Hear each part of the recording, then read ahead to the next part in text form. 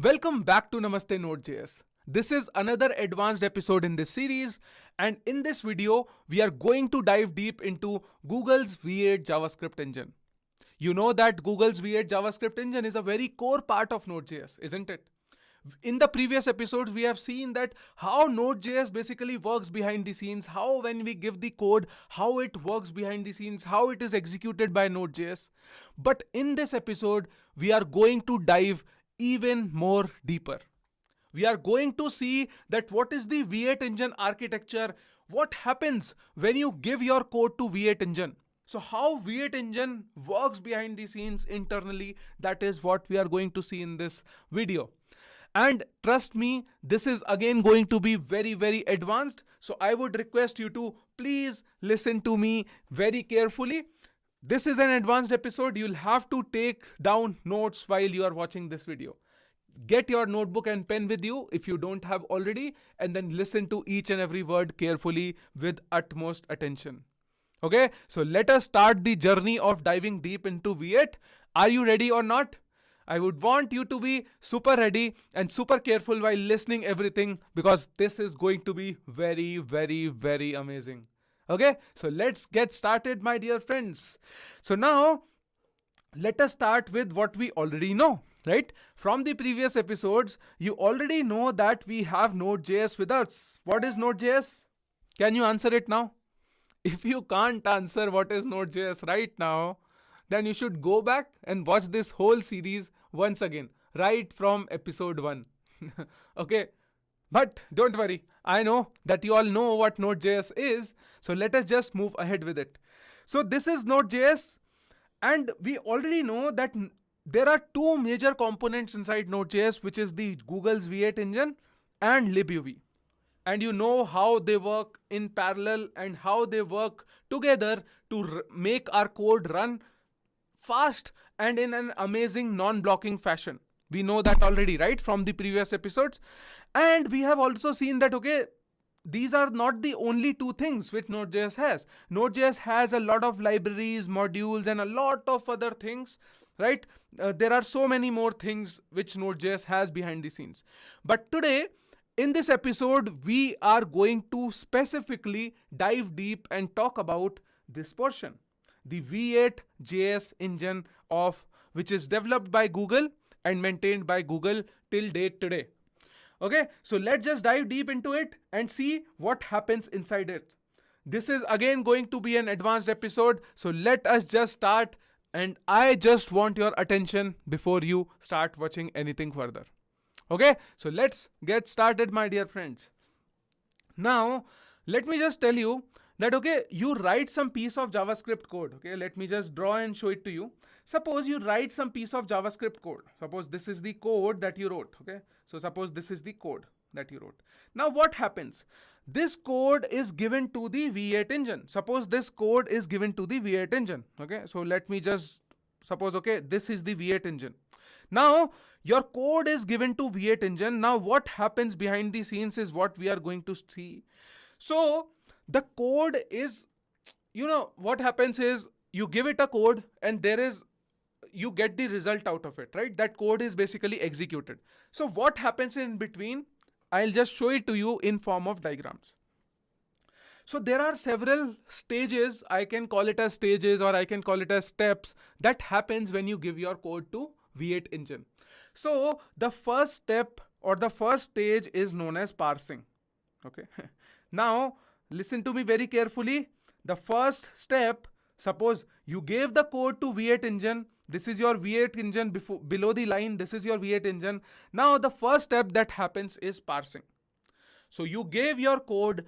Your code can have a lot of variables, variable declarations, function executions, and a lot of things are there in your code, right?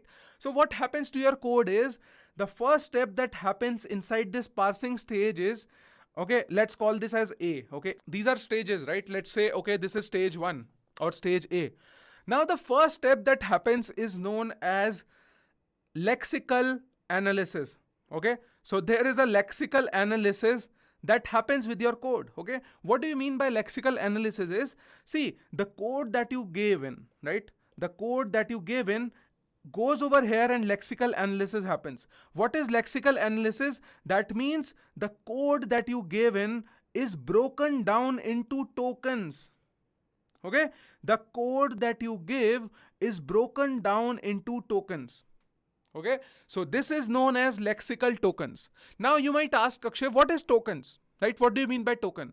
So I'll tell you that, okay, suppose you have written var a is equals to 10. Okay, this is a normal variable declaration. So what will happen is your code is broken down into smaller pieces, right? Smaller pieces, like suppose, okay, one token can be var, one token can be a, one token can be equal to sign, one token can be your 10, value 10. So similarly, your code is like broken down into multiple tokens before the analysis started to happen, right? Basically, right? So basically it's like V8 engine just starts reading your code, and it cannot read the code line by line, right? It reads the code token by token. Okay, how the code is read? Token by token. And that happens in this step, which is known as lexical analysis, and it is also known as tokenization. Okay, tokenization. So note it down. This is lexical analysis and tokenization, where code is converted into small tokens, right? It is broken down into pieces. You can assume that, okay, the code that you write is broken down into very small pieces. Now what happens is, then happens the second step. What is the second step? That is known as syntax analysis. Okay, syntax analysis. Now this is an interesting step. I'll just show it to you. So in syntax analysis, what happens is the tokens that you have broken down your code into, suppose this is your code which is broken down into tokens. Okay, so that's a very poor diagram to represent tokens, but bear with me. So what happens is, in syntax analysis, a abstract syntax tree is developed, right? A AST is developed, a tree is developed. Okay, now I know that it might sound very complex. So basically your tokens are then converted into AST. Now what is AST? It is known as abstract, right? I know it's a very fancy name. I'll just show it to you. Syntax tree. Okay, abstract syntax tree. So this is your AST. So what happens is, in the second step, syntax analysis, what happens? Your tokens are converted to abstract syntax tree. Okay, and this step is basically known as parsing. Okay, you are just basically, this is also known as syntax parsing, syntax analysis, and majorly the whole step, right? All this whole stage is known as parsing because of this step, right? So basically, when parsing happens, your code is just passed into V8 engine. So parsing happens. The first step is lexical analysis, which is also known as tokenization. Then the second step is syntax analysis, which is known as parsing. So what happens is, your code is broken down into tokens in the first step. Then the tokens are converted into an abstract syntax tree. It is form of a tree. That is why it is known as abstract syntax tree. Right now, it is looking like a fancy tree or something, but let me actually show you what abstract syntax tree is, right? So let me just show it to you. Okay, so I already have an example for you. So suppose, see, there is a famous website which is known as astexplorer.net. So this website lets you see the abstract syntax tree, right? And trust me, let me tell you that, okay, nobody will tell you all this. This is something you have to go and explore. I was very curious. I was so curious to study Node.js and how V8 engine works behind the scenes. And then reading led me over here. And I found out an amazing website which basically translate your code into your AST, which is known as abstract syntax tree. Okay, so now this is the abstract syntax tree, and you can feel this, you can see this website. It is known as AST Explorer, right? So suppose if you give it some code, right? This is var name is equals to namaste node.js. So what happens is, and this is the function. So what happens is, this code is broken down into tokens, right? This code is broken down into tokens, and then the AST is formed. And what is this AST? This is the AST that you see on the right hand side. So basically all the code that you write is broken down into and built, AST is built. Now you see it. All the code, see, you have just written these 3-4 lines of code, and this 3-4 lines of code has become so big, right? This is the AST. So what is this AST? See, It's a program, type program, and then if you'll just go and explore this website, right? It is very fun to see, right? And if you go and see this name, so it says that, okay, there is a identifier. And what is the identifier? So basically, identifier is known as label, right? Basically, suppose, let me just tell you that what happens is a little bit of it. See, it's a very complex topic. I am just trying to explain you as easy, in a very easy language as possible, right? Because this is very complex in itself, right? How AST is developed, what are all these pieces in there. And let me tell you that, okay, even if you don't know any of it, still you can write Node.js code. But what makes you a great developer and an interesting, a curious and amazing developer is that you know behind the scenes. So I'm just planting a seed of curiosity in your head, my dear friends, okay? I'm not explaining you like 100% of everything, but I'm trying to just making you curious that, okay, there are so many amazing things that are happening behind the scenes. Okay? So what I'm trying to say is, when you give this code, this AST is formed. And in this AST, you will see whenever you are declaring any variable, right? So this line, basically line number 3, is basically declaring a variable which is known as name, and there is a value. So what happens is, if you will see clearly, so see, in the body of the program, you will find variable declaration. Basically, this means that, okay, the first line represent variable declaration. Now what happens inside variable declaration? There is a identifier, right? There is an identifier. Where is that identifier? If you click on this is the identifier. Basically, now so let me just explain you in a layman language that, see, whenever the JavaScript engine, V8 engine, sees that, okay, there is a var written, var written, var. So that means now it says, okay, this is a variable declaration. Now, whenever there is a variable declaration, there should be a identifier. What is identifier? Identifier is the name that you give to that variable, right? And the name is name over here, okay? So if you call it something else, okay, let's call it as x, okay? So this is a variable x, that means the identifier is x, right? So it creates a object like this identifier, and it also, right, see, this start and end is something which is managed by, like, this is managed by V8, and it's their internal notation. You don't have to know about that, but see this. So it says that, okay, this is type of an identifier and it is known as x. Now, how this Namaste Node.js, the value is stored, it is known as a literal. So if you will see this is the literal. If you will click on this, so it says that this is a literal. So basically, if you will see clearly, right, so whenever you declare a variable, it has two things. There is a variable declarator has two things. One is the identifier and one is the literal. So basically, where x is equals to Namaste Node.js is converted to this kind of an object, right? This kind of an object which has a declaration, it has an identifier, and it has a init literal, right? Basically the initialization, the literal, and this literal is what? Namaste Node.js. Got it? So this is how the whole AST is formed. Now in the diagram, I am just showing it to you in a fancy way, but this is kind of a tree structure, right? If you will draw it, right, it looks like a tree structure. So that is why, and if you will make it more complex, right, try to play with it, right? I'm not doing it right away. Just try to see that, okay, how functions are stored, right? How functions are converted to AST. It's a very amazing thing in itself. I would definitely suggest you go to this website astexplorer.net and just go ahead, write some code over here, write some JavaScript code, and just see how things are working, right? How these code are built, right? How basically a tree is built. So, and how you have to do it, let me give you a demo over here, right? So clear everything over here. Whenever you will write, suppose you wrote var x. Okay, so now see what is the AST which is being generated. So see, a variable declaration, and there is a declaration, and this declarator has a identifier, and this identifier is x. That's all.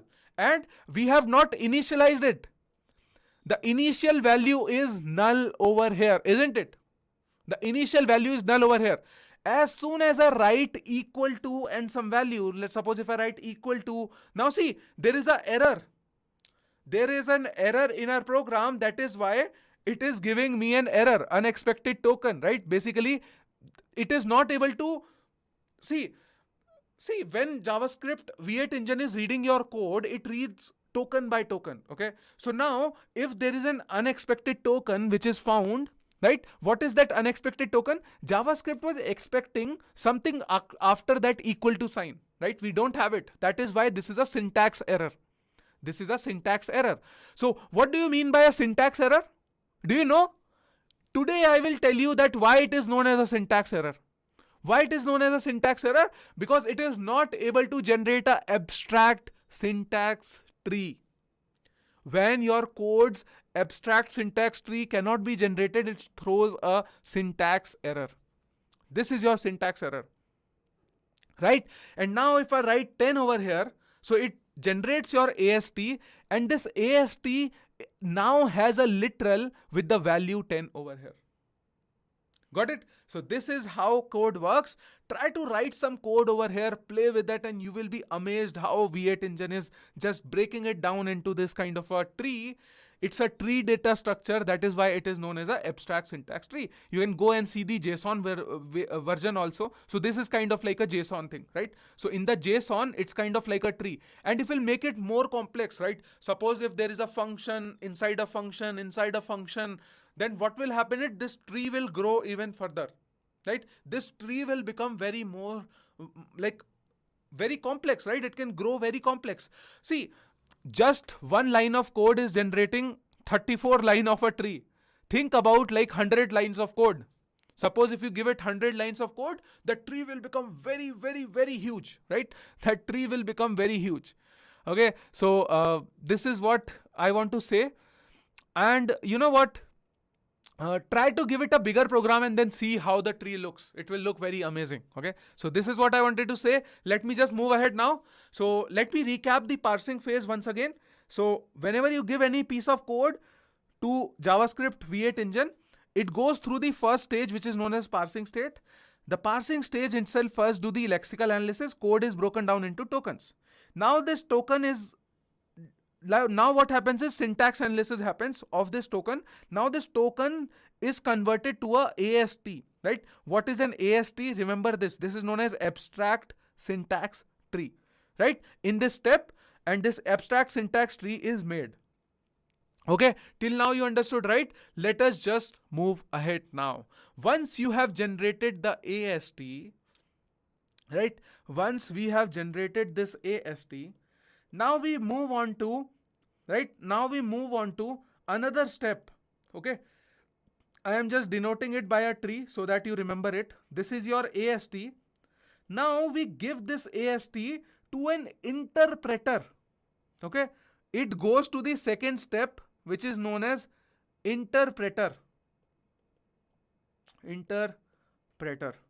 Now, before moving on to interpreter or something, right? Interpreter or something, before telling you what is an interpreter, what is a compiler, let me first of all ask you a very important question. Now, a lot of people ask, get this question in their interview: is JavaScript a interpreted language or a compiled language? Tell me. It's a very famous question. Is JavaScript an interpreted language or a compiled language? And first of all, even going before that, what is an interpreted language? What is a compiled language? What does it actually means? Right? What it means to be interpreted, what it means to be compiled. What does it mean? Right? So just think about it once, right? What does it actually mean to be interpreted or compiled? Tell me. Right? Do you know that? Okay, let me just tell you, if you know it, it's okay. If you don't know it, then it's also okay. See, now let me tell you that there are two types of languages. Two types of languages, right? Languages. And the first one are interpreted languages. Interpreted languages. The other types are compiled languages. Okay. Now, what is the difference between the two? How the code is executed in both of these languages. Now let me tell you that in the interpreted languages, there is an interpreter which reads the code line by line, right? As soon as you give it the code, it just starts reading the code line by line. Okay, as soon as you give the code to an interpreter or the interpreted language, it just starts to read the code line by line. It interprets the line and then executes it. It goes to the second line, executes it. It goes to the third line, executes it. Right? So what happens? It happens line by line. Okay, now what happens in compiled languages? In compiled languages, first the compilation, as soon as the code is given, first step is compilation. So basically what happens is, as soon as you give it the code, the whole code is compiled first of all into machine code. Your code is converted, your high level code is converted into your machine code. Okay, note it down in your notebook. Okay, machine code, and then the machine code is executed. So there is a difference. See this, as soon as you give it to, in case of interpreted languages, the code is given and then one by one it starts execution. Right? What happens in compiled languages? The whole compilation is done of the whole code. It is converted and translated into machine code, and then machine code is run. So what happens is, there are both pros and cons of both the languages, right? There are pros and cons of both the languages. But if you have to compare slightly, right? I'm not going and diving deep into each one of it, but I'm just telling you easier differences. Okay, I'll just tell you that. Okay, initially, interpreted language, fast initial execution, right? But what happens is, in the compiled language, initially heavy, but later fast, but executed fast. Okay, so there are different type of languages out there. In the compiled language, first of all, the whole code is like compiled into machine code, and that machine code runs very fast. Okay, similarly, you might have seen that, okay, there are languages like Java, where you have to, you give it Java code, then whole Java code needs to be built, right? The bundle is built. Now when you get that machine code, then you execute it, right? That takes an initial load. But there are interpreted languages, you give it and the code is run line by line, and it runs in a very initially fast manner, right? That's how. And over here the interpreter works. There is an interpreter which interprets the language and goes line by line. Interpreter, right? And over here we have compilers. Okay, so it's very easy. Interpreted languages, interpreter is there. In compiled languages, compiler is there. What is JavaScript now? Tell me. Is it an interpreted language or a compiled language? Amazing question, right?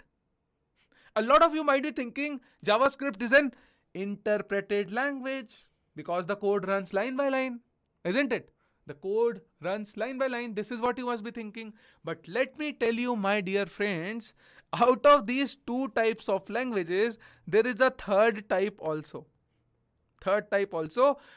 The third type of language is JavaScript. I told you that JavaScript is very, very unique as a language. It does not work in a normal way.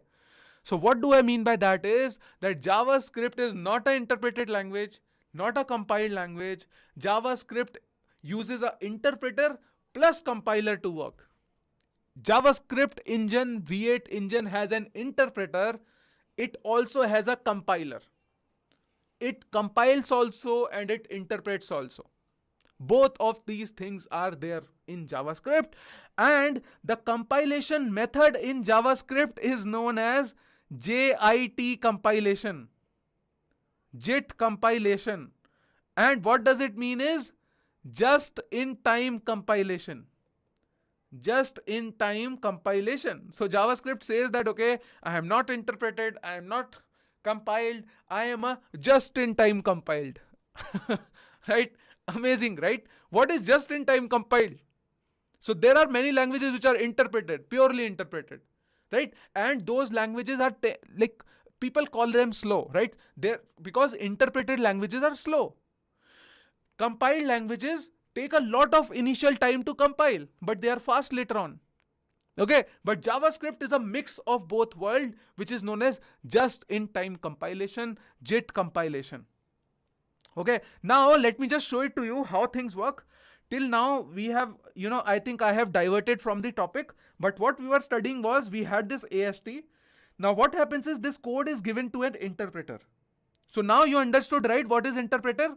Interpreter is basically the interpreter which is reading the code line by line, right, and executing it. So how does things happen inside? And I also told you in JavaScript there is an interpreter, there is a compiler also. Now let me just show it to you what happens.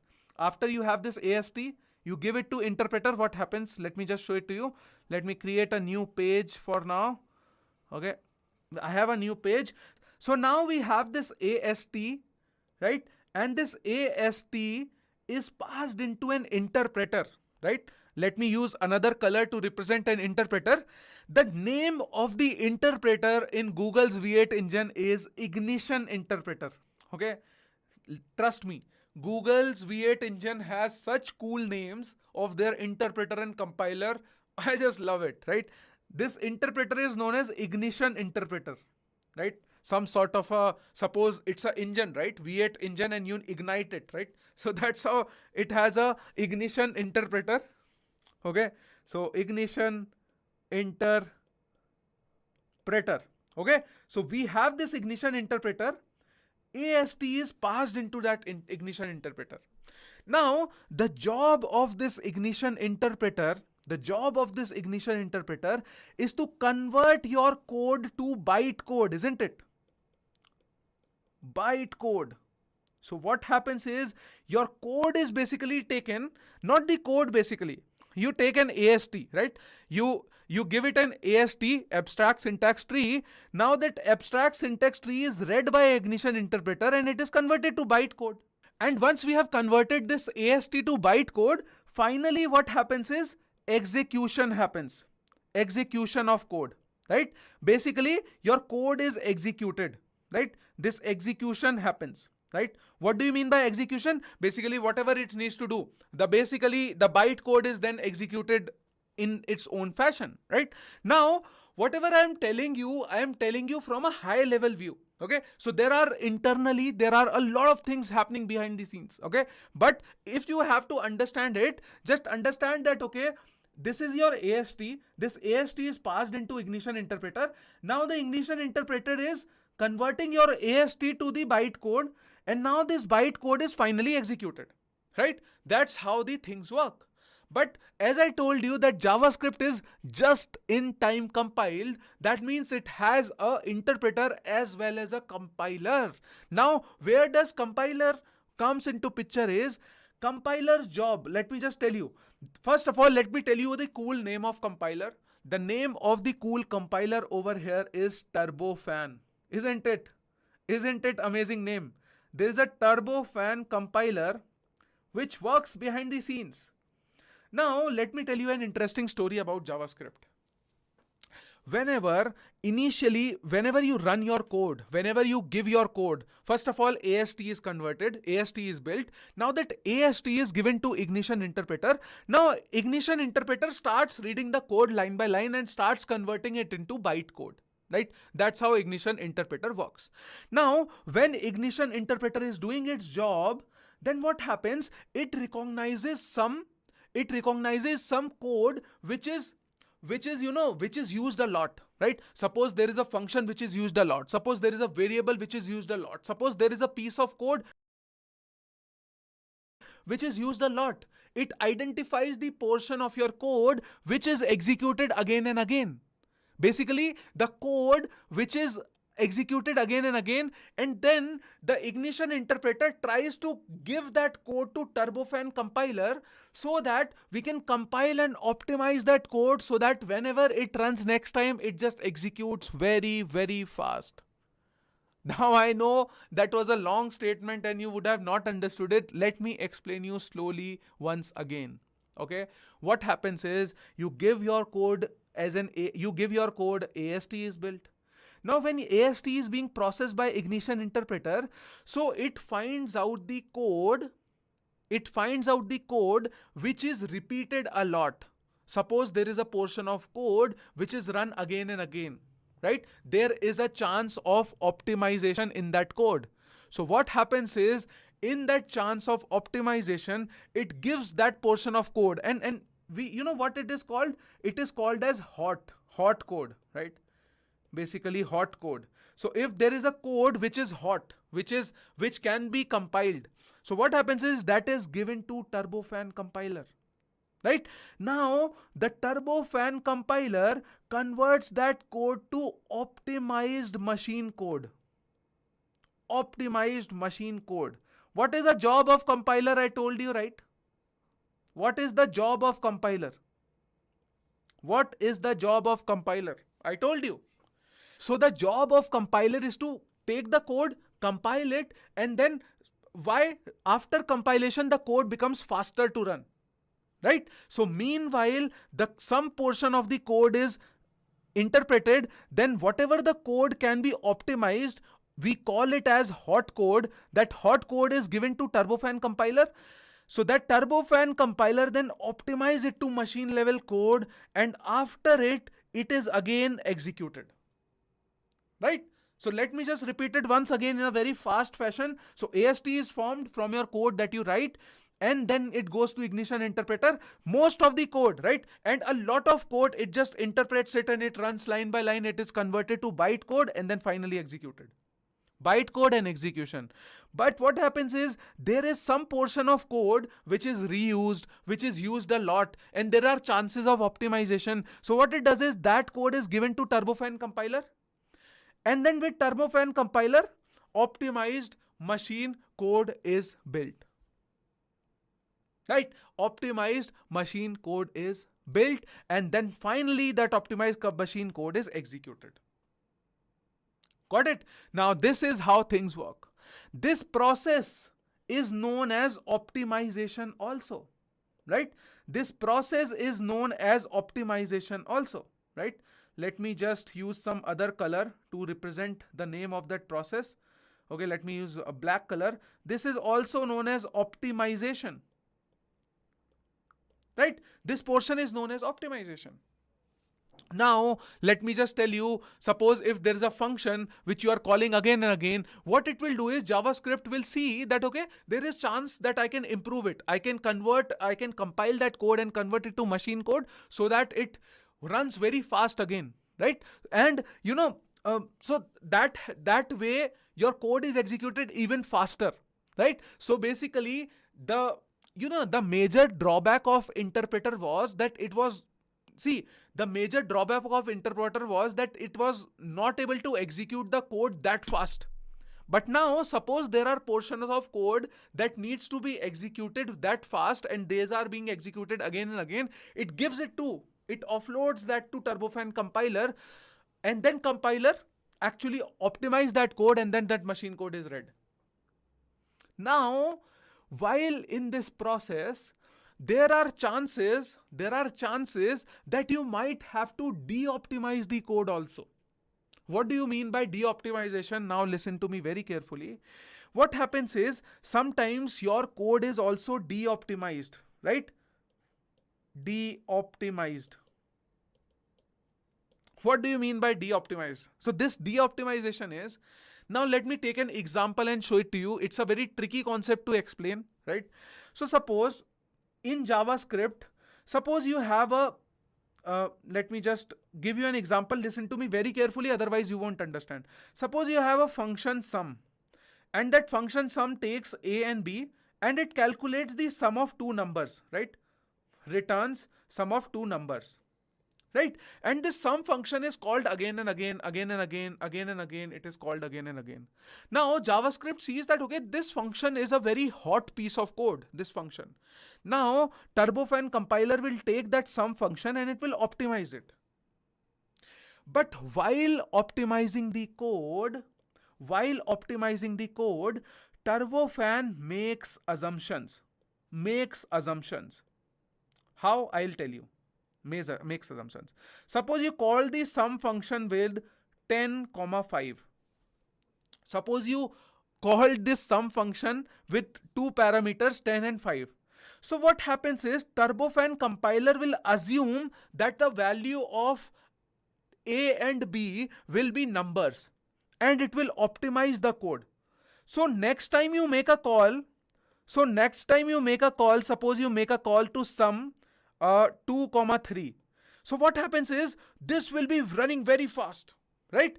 This code will be compiled, right? This code will be compiled. This code will run very fast. Suppose if you call the sum once again, with the numbers maybe 6 comma 7. So what happens is that this code will also run very fast. Now suppose you call this sum function. Now this time you did not pass it two integers. Now suppose you did not pass it two numbers, but you passed two strings. Because in JavaScript you can do anything, right? If it is a sum function, you can pass it two numbers, you can pass it two strings, you can even pass a function inside a function, right? So what happens is, suppose you passed in two alphabets. Suppose I say, okay, sum of A and B. Okay, so basically when you sum two strings over here, so it basically concatenates the two string, right? Suppose you do a sum of A and B, so it will make AB, right? This is how it will happen. So suppose if you do this, now here the optimization fails because Turbofan has compiled your sum function to be executed for two numbers. But now it is not seeing a number, it is seeing two strings. So what it says that, okay, whatever the code that I optimized is not correct. Because I was expecting an integer, I was expecting a number, but what came in? Strings came in. So what it will do, it will de-optimize the code, and then the ignition interpreter will again call the sum function A and B with two strings, and it will convert it to bytecode and will do execution. So do you understand that or not? Okay, let me just explain you once again. So what happens is, suppose there is a sum function. Okay, suppose there is a sum function A comma B. Now what happens is, this calculates the sum of A and B. Okay, this calculates the sum of A and B. Okay, now suppose if you gave sum of 10 comma 7. Okay, so this code will run. Suppose if you wrote sum of 7 comma 6, you passed in two integers again. So what it will do, the ignition interpreter will recognize that, okay, this sum function is being called again and again. That means we can optimize it so that next time it runs, it will be very fast. So the Turbofan compiler tries to compile that code and optimize it. But while making an optimized version of that code, it makes some assumptions. And those assumptions are that, okay, these two values will be numbers. So it generally makes the assumption of the types. So suppose it says that, okay, sum function will also take two numbers, right? But if you will keep passing in numbers over here, if you will keep calling this these two statements, right? So it will execute very fast. But as soon as you start passing in some other things, suppose if you start passing in objects, where the Turbofan compiler was expecting numbers. So what will happen now? The code will be de-optimized. So JavaScript engine is like recognizes that, okay, now the code that I optimized will not work for some function anymore. I need to de-optimize it. Basically, the Turbofan compiler will say, I cannot send the request to optimize machine code because this will not work, because there are no numbers out there, right? So it will again de-optimize the code. Now ignition interpreter will again interpret it like how it used to do, and it will take that and it will convert to the bytecode and execute it. So while the code is running, a lot of things are happening. So ignition interpreter is interpreting your code again and again. It is just checking whatever codes can be optimized. That hot code is passed to Turbofan compiler. Now Turbofan compiler is making a machine optimized code. Machine optimized code is then executed. In the ignition interpreter is also executing the code. Now if suppose some code it needs to be de-optimized, it de-optimizes also. And when it de-optimizes, then ignition interpreter again converts it to bytecode and executes it. So all these things are happening in parallel. All these things are happening in parallel, my dear friends. And meanwhile, there are a lot more things happening, right? There is one more thing which is known as inline caching. Read it up, right? I am not explaining everything because it becomes very tough for me also. There is something known as inline caching, okay? There is something known as inline inline caching. Okay, so it caches things up, and then there is something known as copy elision. So there are a lot more thing, caching, right? Inline caching, copy elision, all these things are happening behind the scenes inside this ignition interpreter, compiler, and all these things, right? And this whole thing, what you see over here, is known as just-in-time compilation. Okay, this whole thing is known as just-in-time compilation. Basically, the use of compiler plus interpreter to convert the code to bytecode and machine code and then finally executing it. The whole process is known as this whole process is known as just-in-time compilation. So you understood, right? JavaScript is neither an interpreted language, neither a compiled language. It uses interpreter as well as a compiler. It uses the power of both. Right? That is why you see, right? As soon as you give JavaScript to V8 engine, it just quickly executes it. How? How does it quickly executes it? Because of ignition interpreter. Right? Interpreter starts reading the code line by line very fast, right? Now, as soon as it sees the opportunity to optimize, it passes that code to Turbofan compiler. Turbofan compiler then optimizes the machine code and then it optimizes it, right? Now, next time that code is executed, it executes very fast. Very fast it is executed. Isn't it amazing? Right? The power of interpreter plus the power of compiler. Now, suppose if the Turbofan compiler sees something unexpected, then it de-optimizes the code also. Think about the beauty inside V8 engine. Somebody has written a code to do all these things. Somebody has written code to implement whatever. I am showing it to you in the diagram. It looks easy, but it is not easy, my dear friends. It's a very, very, very, very complex thing. It's a very complex thing. Inside, internally, I have not even explained you, right? If you go inside, then you will see that, okay, there are a lot more level of complexities involved. I have just given you a very easy example of a sum function over here. Right? So what do you see as a developer is, suppose if you are building a function, then suppose if you are passing two integers, so always pass the expected things. Always pass expected things. Suppose if you have a function, sometimes you pass in integers, sometimes you pass in strings, sometimes you pass it something else. So what happens is, it takes a tough time. It is a tough time for a compiler. You understood, right? Now, as a developer, if you create a sum function, you should only pass numbers if you want to pass numbers. Don't pass strings over there. If you start passing in strings, then what will happen? The compiler will have to de-optimize the code. Optimize it, de-optimize it, and it will take more time than it is expected. Now, let me just recap everything once again in another diagram. Let me make everything once again, right? So let me just summarize everything. Suppose you have this code, okay? So you have a code over here and you pass this code to V8 engine. So the first thing happens is what? You know, right? Parsing. Parsing happens, and inside the parsing, it is broken down into tokens. Right? It is broken down into tokens, and then after tokens, what happens is there is a AST generated, isn't it? Do you remember? So the output of parsing phase is AST. Now this AST is then passed to your ignition interpreter. Ignition interpreter, right? And what does this ignition interpreter will do? This ignition interpreter will convert this code to your bytecode, isn't it?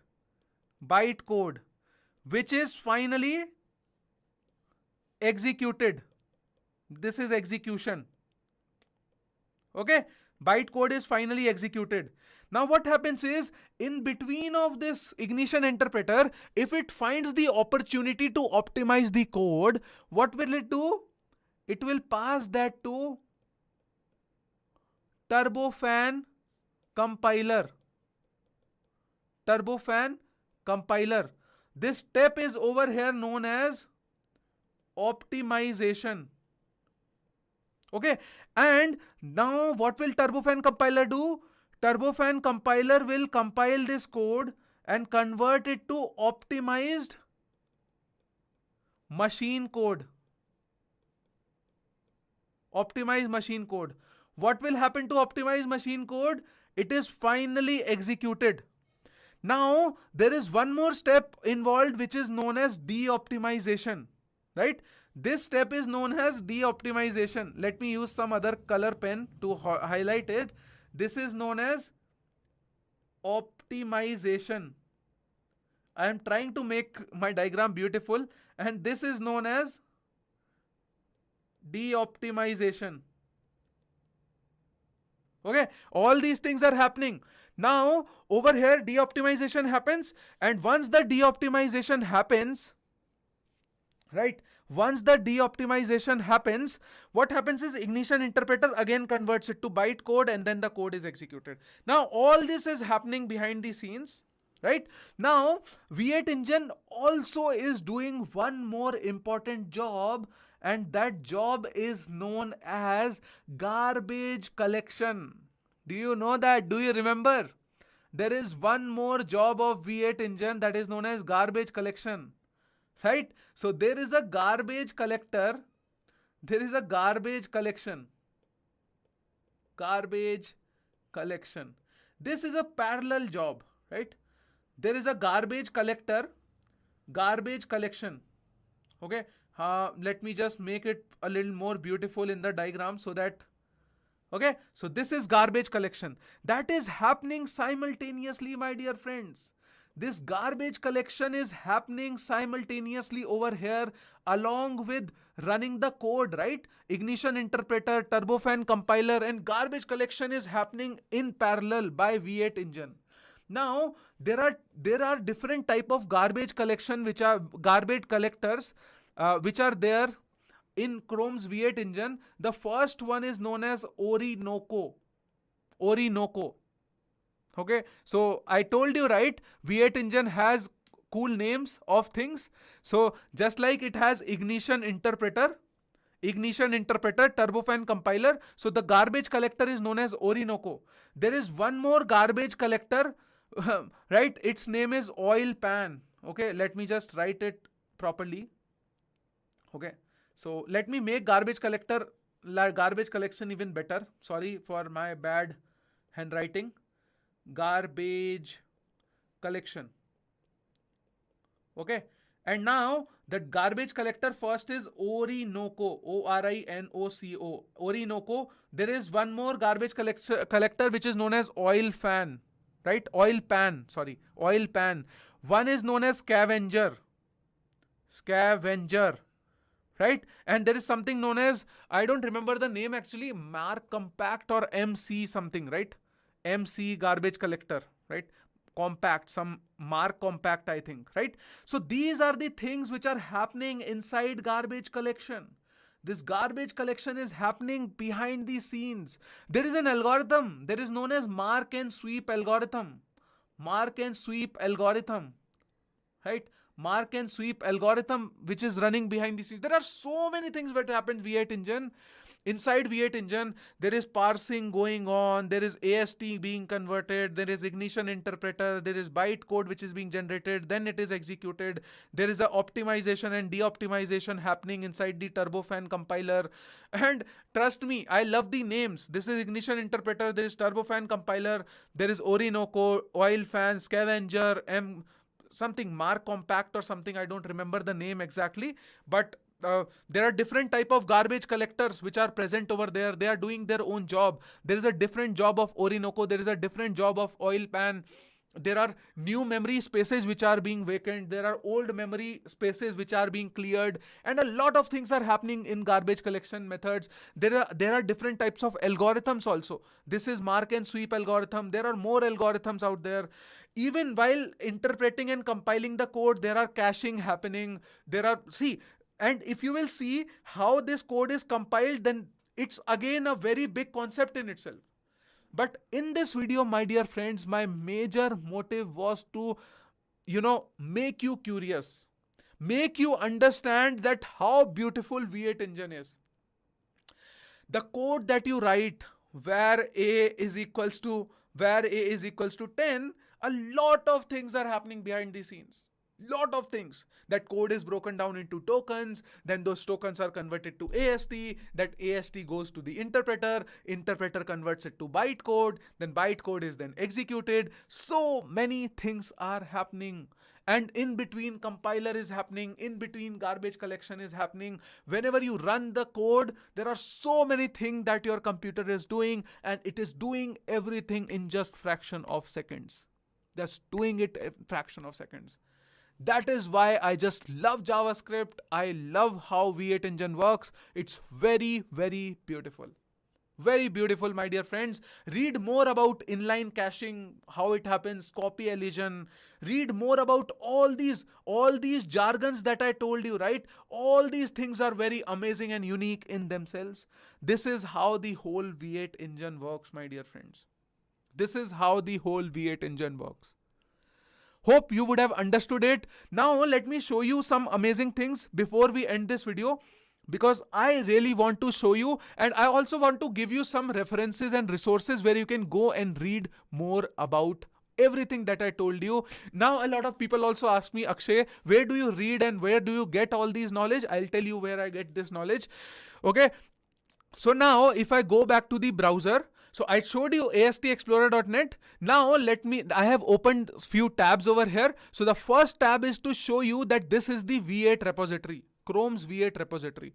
And if you will go into the Chrome's V8 repository, if you go to the source over here in the SRC folder, right? Where is the SRC folder? This is the SRC folder. You will find compiler over here. So if you will see over here, here is the compiler. What compiler is this? This is Turbofan compiler.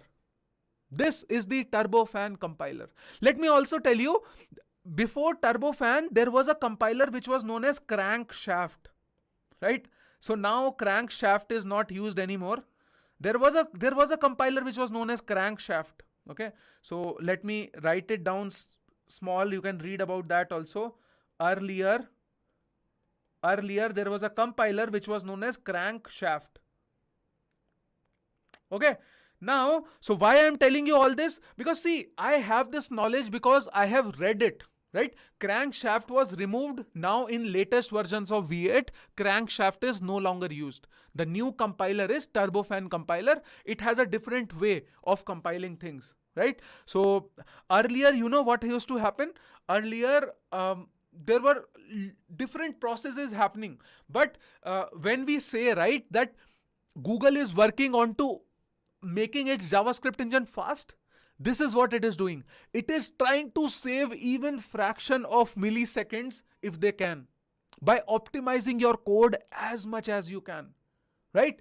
10 years ago, when you used to write JavaScript, you used to write the same, where a is equals to 10.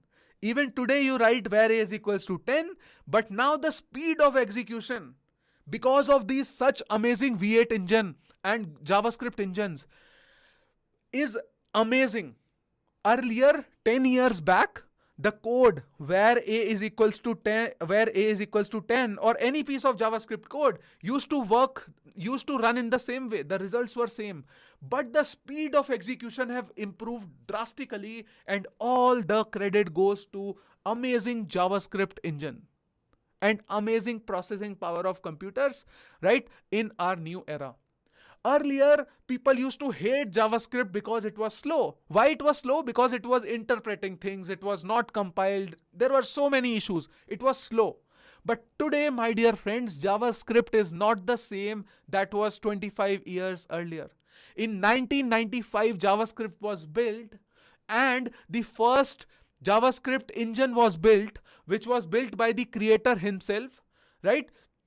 And that engine is now SpiderMonkey. Okay, the SpiderMonkey engine that you have, that is the one which was written long back.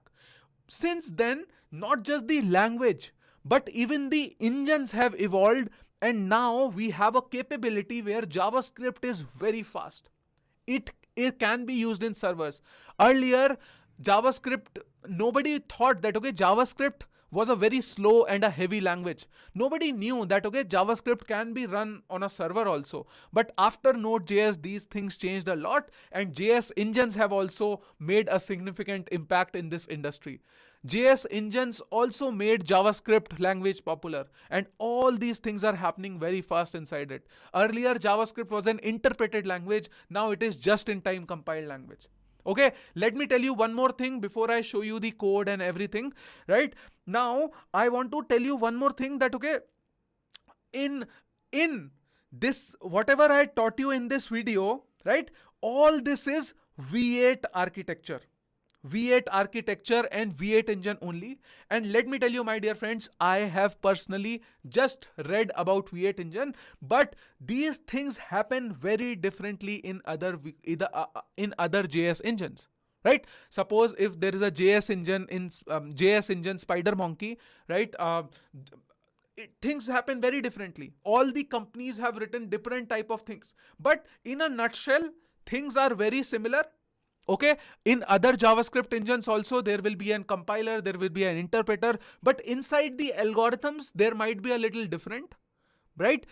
The name of the interpreter or a compiler will be very different. The garbage collection mechanism could be very different. But in a nutshell, if you understand Google's V8 engine architecture, you understand like almost everything. Right? Because V8 engine is the best JavaScript engine out there in the market as of now, and Node.js uses V8 engine behind the scenes. So knowing the architecture of V8 engine works well for you, but for your understanding, I am just telling you that these things can be different, are different in other browsers also. Whatever I am talking about, Ignition interpreter, Turbofan compiler, these things are very specific to Google V8 engine. So just you should know these things also. Otherwise, in your interview, you go and say this, that, okay, Mozilla Firefox, JavaScript engine, SpiderMonkey or other JavaScript engines are also working in the same way. No, that is not the case. This was very specific to V8 Google engine.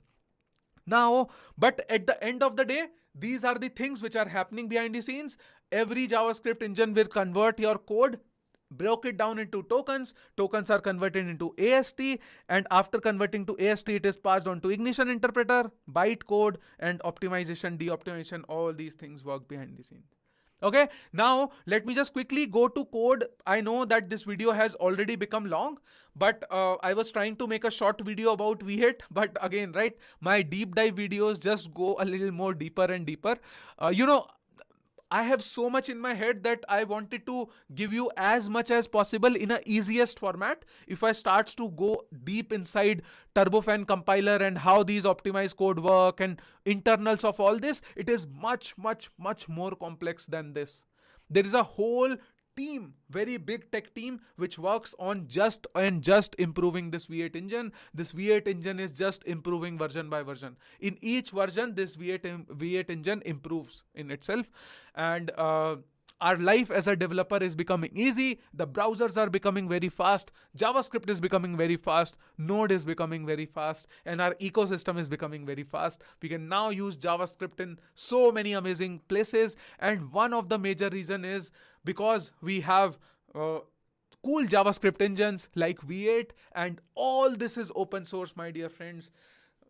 If these things were not open source, if there was a company who was charging you to give you V8 engine and all these things, it would not have been, the ecosystem would have not have been evolved a lot, right? That is why JavaScript is very popular now. We have such cool things, and we should be proud as a JavaScript developer ourselves, right? That is why I love the language also. And JavaScript as a language is very unique in itself. It has a very unique history, and it has a very unique ecosystem. See, JavaScript language was, when it was built, nobody knew that it would come so far and it would become very popular. There have been so many languages which are built, computer languages which are built, and they are dumped, right? Now nobody uses them. But JavaScript has stayed so far. It was just by luck or by ecosystem, but it has stayed so far, and there is a reason for it. because the ecosystem is also evolving. JavaScript V8 engine is also evolving. Your libuv is also evolving. Node.js is also evolving. Browsers are also evolving. And there are big companies like Google who are working day and night to build such an amazing engines and all these ecosystem which is supporting JavaScript at a much deeper level. Now you understand why JavaScript is so popular, why Node.js is so popular, and why we are actually making this whole series and loving Node.js so much more. Are you loving Node.js or not? I just want to ask you that question once again. If you are loving Node.js, have you written it on social media? Write it on Twitter that, okay, I love JavaScript, I love Node.js, and tag me along over there. Write it on LinkedIn, share it on Instagram about Node.js. I would love to see and read your post and tell me if you are falling in love with Node.js already or not. Right? My efforts is to just make dive deep videos also so that I can, make you curious also. See, as a developer, I have learned a lot of things just because I am curious. I want to know everything. How, when I first of all saw this diagram, if you will search on the internet V8 architecture diagram, you will find a similar kind of a diagram. I'll show it to you in a while. Okay. You will find similar kind of a diagram, but I was very interested to see that what happens inside parsing, what happens inside Ignition interpreter, what happens inside Turbofan compiler. If you have this curiosity, you will find questions, you will find answers for it. And those answers will just make your foundation and knowledge deeper and deeper and deeper. You will appreciate that when I write some JavaScript code, that is nothing. There is so beautiful, so amazing code which is working behind the scenes to make our code work. Right? So you should know and appreciate the tools that you use, and I just love it. Right? I just love the whole thing. Right? So if you will see, this is your V8 engine. It's just at the end of the day code. Whatever you saw over here, Ignition interpreter, Turbofan compiler, optimization, de-optimization, these looks very complex, garbage collection and all. Everything is code at the end of the day. At the end of the day, everything is just code. That is all, right? If you will go over here, this is your compiler, and you would also find an interpreter. Where is interpreter? This is your interpreter, right? If you'll go over here, you will find interpreter, right? All these things over here, right? This is bytecode register, bytecode source info, bytecode traits. Trust me, if you ask me, I also have not read this code. I don't understand this code, but I have read the documentation. That is how I have got to know what happens here, right? I really don't understand it. Some people say that, okay, Akshay, do you understand this code? No. I was teaching this to my students, and some students asked me, Akshay, do you even understand this code, right? Are you familiar with this code? So I honestly tell you, I don't know what is written inside this interpreter, how these things work. I have explored the Node.js code repository. I have not explored the V8 engine code repository much, right? But if you feel free to explore, right? Why not? Go ahead inside there and just use it, right? You will find all sort of things. You will find a compiler over here. You will find an interpreter over here. You will find, see this, you will find these heap, right? Do you see this? This is a heap. I assume that this is a memory heap, right? Where it is allocating memory and all that stuff. Right. I don't actually understand this, but you can go and read about it. This is what I wanted to show you, that everything over here, what is done, right? Whatever I have explained over here is being done by this code repository. You can just go there and execute it. Now, one more thing I wanted to show you is what is bytecode. And how does bytecode look like? I have already shown you, I was excited that, okay, how does bytecode look like, right? So we saw that, okay, AST look like this, right? We know that, okay, if we write this code, this AST is formed. Now, how this AST is processed into bytecode, right? Interpreter is taking this AST and it is converting to bytecode, right? So let me just show you how the bytecode looks like. So if you will go to this place, right? So I have opened it already. So in the V8 engine, there is a test folder. In the test, there is CC test, interpreter, and bytecode expectation. So basically, these are test cases written for interpreter, right? These test cases will make sure that your interpreter is working fine, right? So these are the test cases. And if you will go over there, So over here, if you'll go, you will find all sort of bytecode expectations, right? So suppose if you write a if condition over here, right? So let me just show you one thing, right? Suppose if you're writing a if condition, okay? Suppose if you have a if condition over here, function f, so if 0, return 1, else return -1. Okay, so suppose this is the code that you write. So the bytecode is this. Okay, this is the bytecode at the end of the day, right? So your code is converted to AST. Now AST is converted into a bytecode, something like this. Over here you can find bytecode of a lot of things, right? So see, if you have written this statement, see this, where a is equals to 1, if a plus 1, else return 2. So if you give this type of code, so the bytecode is formed like this. This is the bytecode. This is the bytecode. So do you understand this? Suppose if the code over here that you see is this code, let me just write this code, okay? So what happens is, now I am showing you the actual what is happening over here, right? So in the parsing phase, this code is converted into AST. Okay, let me just see this. This code is converted into AST. See the AST, how the AST looks like, right? This is the AST. Now this AST is passed to ignition interpreter. Now the ignition interpreter will interpret the code, and in that phase it will convert to bytecode. And how that bytecode will look like? This is the bytecode. Okay, this is the bytecode. Now you won't understand this bytecode. Otherwise, I can also go ahead and explain you all these things, but there is no point in explaining all of this because this is again a lot complex, right? Basically, there is a statement which allocates memory, right? Suppose if you are trying to allocate this memory to 1, right? Allocate the value 1 to a memory space. So all these things are written, right? So this where a is equals to 1 is something which we understand, right? The computer understands a very different language, right? So this is the high level code. This is a low level code. And after this code also, the code is converted to machine code, which is much more low level, right? Which is much more closer to the machine, right? And finally, that machine code is converted to binary, right? And the computer basically understands zeros and ones, right? So that's how that whole execution works. As a developer, we don't understand. We just write very high level code, right? JavaScript is a very high level code, right? And then it is converted into bytecode, then it is converted into machine code, and all these bytecode and machine code is finally executed by your computer, right? So that's how things work behind the scenes. Hope some things are making sense. I know this is a complex topic. I would request you to see, I have just planted the seed of curiosity. I just said you, right? I just told you that I just planted a seed of curiosity. Now it's up to you. You go ahead, explore more, read about all these things, and increase your knowledge, my dear friends. Because I want all the Namaste Note students to be very, very, very, very, very good and make me proud as a teacher. Okay, so go ahead, read this. I'll give you some resources also. So just check. This is the bytecode. It will be available over here. Pause the video and you can go and see this file for if conditions. And you will, let me just show you, right? It is for if condition. I was just showing you the demo. If you suppose you want to see that how the bytecode is generated for a for loop. Okay, there might be something for loop also. Where is it? See this. This is the for loop, right? So for in loop.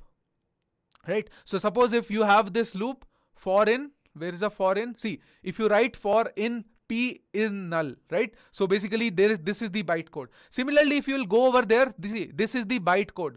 For what? If you are writing this, where x is equal to potatoes, and if you say that, okay, where p in x, so return p. So this is how the bytecode will look like. So you can go and explore, just try to see. If you are interested, go try to understand the meaning of these lines also, right? You can give this code to ChatGPT, ask it to explain. I hope ChatGPT will be able to explain this thing to you, right? But just try to understand this if you want to, if you are curious enough. But this knowledge is also very important. And let me tell you, my dear friends, this was again an advanced video, advanced episode in this whole series. Most of the Node.js course you will ever take will not be covering all these things, but I as a teacher wanted you, my students, to know all these things, and I just don't want to get my job done and just quickly finish Node.js and go away. No, I want you to become a very good developer. I just don't want you to crack interviews or do something. I want you to be a good developer. That is when me as a teacher will be successful, if my students become successful. I want you to become very good developers, right? I want you to give all the in-depth knowledge that I have, that I can, and that is all the work which I do, right? So this is what is. One more thing is, the best place to read about all whatever I have covered in this video is the V8 blog, right? This is the v8.dev official website. If you will go to V8 official website, you will find everything about everything. Whatever I have talked, whatever I showed you in this diagram, and whatever I have told you in this video, all the knowledge is coming from official website, official blogs, official videos, and most of the content, everything is available on this official V8 website, v8.dev, right? So I have some articles for you. Launching Ignition and Turbofan. See this. In 2017, this article was written which describes about Ignition and Turbofan. And I told you, right, it was a very major breakthrough in the history of V8 engine in 2017 when these things were launched, right? They were launching it. And see this, these were the logo. This is your Ignition interpreter, logo for Ignition, brand new interpreter, and logo for Turbofan, brand new optimizing compiler. It is known as Turbofan optimizing compiler. It optimizes the code. So in 2017, a new V8 version was released, and there was a major change in the algorithms which I explained you right now, right? Everything that I explained you right now started happening in 2017. Before 2017, there was a different type of way how your code was interpreted and read. Okay, so that was a different thing. This is the newest thing. So please read this. Please read this blog. This is a very amazing blog over here, right? Which is present over here. You will get a lot of things, right? Go to these links also. It will explain you what is Ignition, right? See, this is the Ignition interpreter. And read about it. See, V8 features an interpreter called Ignition. Ignition is a fast, low-level, register-based interpreter written using backend of Turbofan, right? Now, this one line is making me so much curious to explain you a lot, but for now, I want to end this video because it has no end. If I start explaining you that what is this low-level registered-based interpreter, this one sentence needs a one video, right? I can go dive deep into all these things also. Maybe I will cover all these things sometimes in my YouTube channel or something. But for this Node.js, Namaste Node.js, I want to rest over here. This is the knowledge which I wanted to give you, one level deeper knowledge that most of the Node.js developers have. Trust me. Most of the Node.js developers which are out there in the market, most of the students don't know about all these things. But I, as a teacher, want all my students to know all these things, right? You should appreciate what is happening behind the scenes. Go read about all these things. Everything that I told you, Ignition interpreter, if you'll go to Turbofan, read about Turbofan, what is Turbofan, how it works behind the scenes. See, high-level overview of Turbofan, read about it, right? See this, right? You will understand how it works. If you give it function X, then how it works. More sophisticated optimizations. You can, what I told you is just a fraction of what it does, right? There are lots of things behind the scenes, right?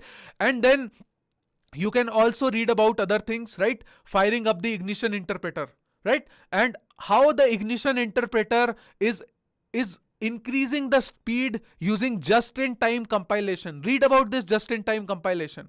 What is this just-in-time compilation? Right? Read about all these things, right? Go to Wikipedia, whatever resource you find, read more about it. The more you read, the better you will become, the better developer you will be. Okay? So this is what I want you to be. And one more thing I wanted to show you, right? The best place is to go to V8 official website, v8.dev, right? How to go? V8, just write V8 on Google. This is the V8 JavaScript engine official website, go over here and go to the docs page, right? If you'll go to the docs page, you will find all the documentation about everything. You will find all the documentation about everything, right? Over here, if you will see, you will find ignition, turbofan, and all these things over here, right? Whatever is being used. And if you'll go to blog, this blog is also an amazing resource. Whatever I have told you in this whole episode, everything you can find in blog also. If you search over here, if you write oil pan, right, you will find, see this, there is an oil pan garbage collector, right? This is the oil pan. If you write about Orinoco, see this.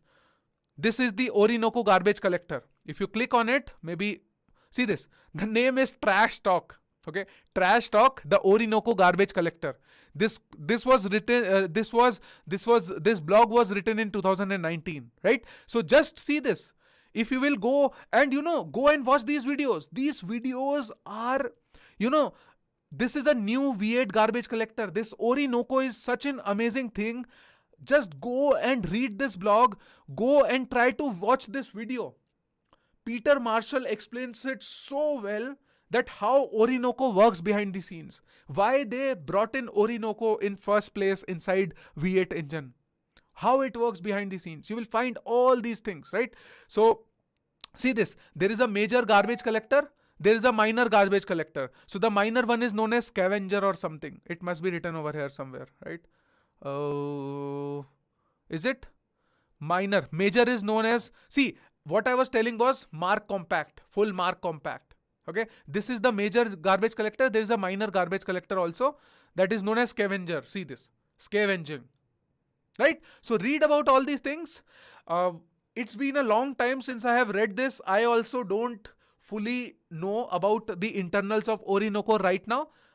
It was, I think, few years back, I was reading more about Orinoco. I was very interested. But I also want you to just read about all these things. There are lot more complex things which are happening, and I find it very interesting. Okay, so I think that this is enough. I feel if you will go through these blogs, if you'll go through these docs, you will have a very crystal clear understanding of how V8 engine works. This was the video of diving deep into the V8 engine. Hope you would have loved it, right?